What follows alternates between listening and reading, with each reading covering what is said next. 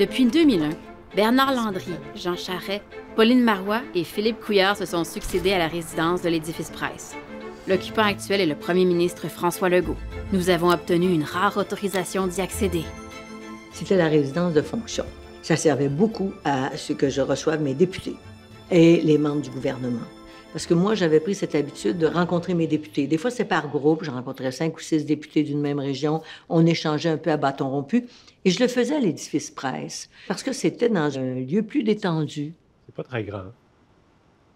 Bien, c'est ça. C'est toujours surprenant parce que plusieurs ont en tête des résidences somptueuses ou très grandes, un peu à l'image des résidences des gouverneurs des différents États des États-Unis.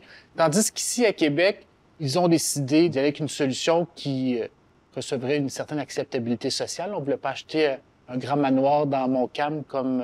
Ben, comme les Lisettes, comme la résidence de M. Parizeau en 94-95. Donc ici, c'est vraiment assez modeste, tellement que pour une famille, ce ne serait pas vraiment possible, à moins d'être vraiment minimaliste, de pouvoir vivre ici. Donc c'est vraiment un pied à terre. C'est pas...